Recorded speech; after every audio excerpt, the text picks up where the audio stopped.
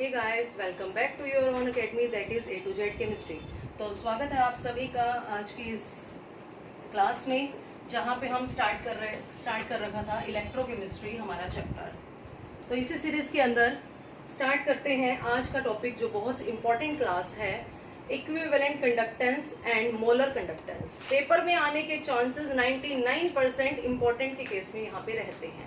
बहुत important topic है equivalent conductance या कंडक्टिविटी भी कह दिया जाता है। इक्विवेलेंट कंडक्टिविटी एंड एक और है यहाँ पे स्पेसिफिक मोलर, करेंगे स्पेसिफिक नहीं मोलर कंडक्टिविटी। ये तो एक को समझ लोगे तो दूसरे को समझना बहुत आसान है। पहले बड़े ध्यान से समझना इक्विवेलेंट कंडक्टिविटी क्या चीज है। इक्विवेलेंट नाम से क्लियर है, कुछ ना कुछ ग्राम इक्विवेलेंट से रिलेटेड या नॉर्मेलिटी वाले से रिलेटेड कुछ ना कुछ होगा। तो पहले बड़े ध्यान से समझो क्या कह रहा है ये। डेफिनेशन अपन बाद में बनाएंगे। अपन ने वही केस लिया इलेक्ट्रोलाइट वाला, ठीक है। एक कंटेनर ले लिया, इसके बीच में दो रोड लगा देते हैं जो अभी तक पिछली क्लासेस में करते आ रहे हैं, ठीक है। दो रोड लगा देते हैं, बैटरी से कनेक्ट कर देते हैं, ठीक है, बैटरी से कनेक्ट कर देते हैं। अब यहाँ पे क्या कह रहे हैं, दो तीन कंडीशन लगाएगा ये। दो तीन कंडीशंस क्या है, कहते हैं ये जो इलेक्ट्रोलाइट आपने लिया था ना, जैसे NaCl लिया था, इसकी कंडीशन लगा दी कि इसकी क्वांटिटी फिक्स कर दी 1 gram equivalent of electrolyte. 1 gram equivalent लेना है इसका, फिक्स कर दी कंडीशन, कंसंट्रेशन फिक्स कर दी कितनी, 1 ग्राम इक्विवेलेंट, ठीक है। साथ में दूसरी कंडीशन क्या लगाई है, ये जो दो रोड है ना, दो रोड, इन रोड के बीच का जो डिफरेंस है ना वो कितना होना चाहिए, 1 सेंटीमीटर, ठीक है। तीसरी कंडीशन क्या लगाई है, जो आप वॉल्यूम ले रहे हो ना इलेक्ट्रोलाइट, ये जो सॉल्यूशन का वॉल्यूम ले रहे हो, ये सॉल्यूशन का वॉल्यूम 20 सेंटीमीटर, मतलब जो आप डाइल्यूशन करवा रहे हो वो इतनी ज्यादा होनी चाहिए, इतना ज्यादा आप वॉल्यूम ले रहे हो कि पूरा का पूरा जो ये रोड है इसके अंदर डिप हो जाए, सस्पेंड हो जाए। मेरी बात समझे। बस ये तीन कंडीशन, इन तीन कंडीशन के तहत जब आप कंडक्टिविटी की प्रोसेस को यानी कि इलेक्ट्रोलिसिस की प्रोसेस को जब रन अवे करोगे, वही आपकी इक्विवेलेंट कंडक्टिविटी कहलाएगी। एक बार दोबारा देख लो। सबसे पहले प्रोसेस वही है जो अभी तक पिछले वाली क्लासेस में करी है। आपने जो इक्विवेलेंट लिया, जो इलेक्ट्रोलाइट लिया है, इस इलेक्ट्रोलाइट की कंडीशन, इस इलेक्ट्रोलाइट की अपन ने क्वांटिटी फिक्स कर दी कितनी, 1 ग्राम इक्विवेलेंट। साथ में इसके बीच की जो ये रोड है, रोड के बीच का जो डिफरेंस है, डिस्टेंस है, वो फिक्स कर दिया। रोड के बीच में इससे ज्यादा डिस्टेंस नहीं होना चाहिए। तीसरी बात, जो सॉल्यूशन लिया ना जिसके अंदर रोड को डिप किया गया है, वो सॉल्यूशन इतना लिया है 20 सेंटीमीटर क्यूब, यानी कि eight the dilution 20 centimetre cube इतना लिया है कि पूरे के पूरे कंटेनर, उसके अंदर पूरी की पूरी रोड जो है वो कंटेनर के अंदर मर्ज हो जाए, डिप हो जाए। मेरी बात समझ में आ गई।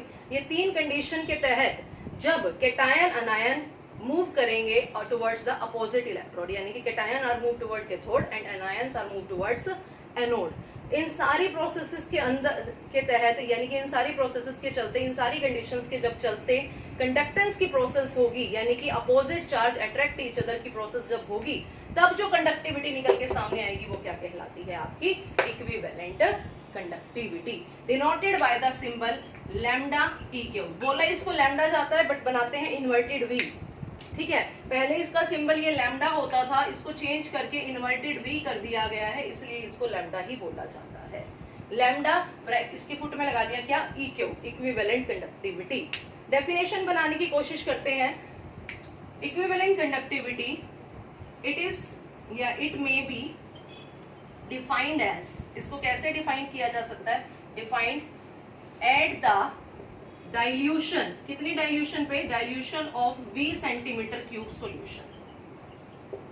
कितना सॉल्यूशन आपने लिया, 20 सेंटीमीटर क्यूब ऑफ सॉल्यूशन, ठीक है। द कंडक्टेंस क्रिएटेड या कंडक्टेंस फ्लो, कंडक्टेंस प्रोड्यूस्ड, आप ये कहो कंडक्टेंस प्रोड्यूस्ड, कैसे प्रोड्यूस्ड हो रही है, बाय द फ्लो ऑफ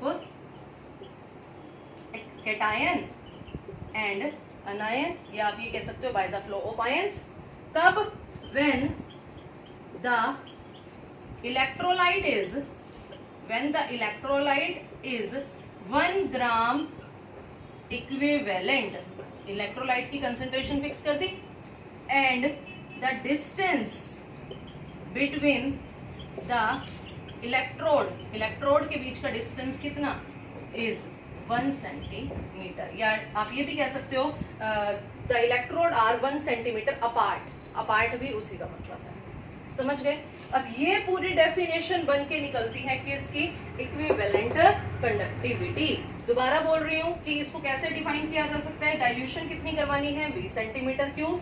कहता है जब कंडक्टेंस पैदा हो रही है, किससे पैदा होती है, कैटायन और अनायन के फ्लो से।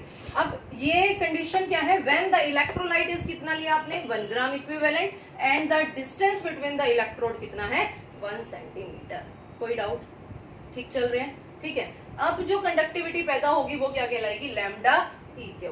अब इसके लिए एक फॉर्मूला भी है, lambda E Q is equals to kappa into 1000 by में सी। ये फॉर्मूला कैसे निकला अभी पूरा करेंगे। कैपा इंटू 1000 बाय में सी। सी क्या होती है यहाँ पे, कंसंट्रेशन, कंडक्टेंस नहीं, ये सी क्या है यहाँ पे, कंसंट्रेशन। कैपा क्या है यहाँ पे, कैपा क्या है, याद करो, कंडक्टिविटी। कैपा क्या होती थी, कंडक्टिविटी, और लैम्डा ई क्यू क्या है यहाँ पे, ये सिंपल कंडक्टिविटी होती है। हाँ, सिंपल कंडक्टिविटी होती है, और ये क्या है, इक्विवेलेंट कंडक्टिविटी। डन कर लोगे तो ये सारा है आपका इक्विवेलेंट कंडक्टिविटी। अब इसी के अंदर हम थोड़ा सा चेंज करेंगे और मोलर कंडक्टिविटी देखते हैं एक बार। मोलर कंडक्टिविटी, मोलर नाम में, इसी में देखो थोड़ा सा चेंज कर रही हूँ, कुछ भी नहीं करूंगी। सेकंड है molar conductivity. Molar conductivity it may be defined as lambda M से इसको डिनोट किया जाएगा।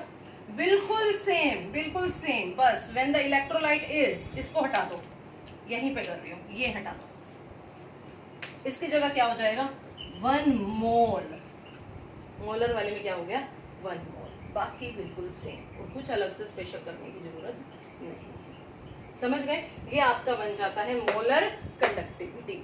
मोलर कंडक्टिविटी की क्या डेफिनेशन, क्या फॉर्मूला बन जाता है, lambda M is equals to kappa into 1000 by में सी। अच्छा, मोलर कंडक्टिविटी वाले में कंसेंट्रेशन जो होती है, ये कंसेंट्रेशन मोलैरिटी होती है, जबकि इसमें ये कंसेंट्रेशन क्या होती है, नॉर्मेलिटी। इक्विवेलेंट वाले में कंसेंट्रेशन कौन सी होती थी आपकी, नॉर्मेलिटी। मोलैरिटी वाले में कंसेंट्रेशन कौन सी होती है, मोलैरिटी। तो इन दोनों फॉर्मूले के बेस पे न्यूमेरिकल बनते हैं। वेरी वेरी इंपॉर्टेंट, एग्जाम में आने के लिए हिसाब से चाहे आपको डेफिनेशन मिल जाए, चाहे इसके बेस पे आपको न्यूमेरिकल मिल जाए। बहुत अच्छा सा कंसेप्ट है ये। डन हो जाएगा? ठीक है जी। तो इसी के साथ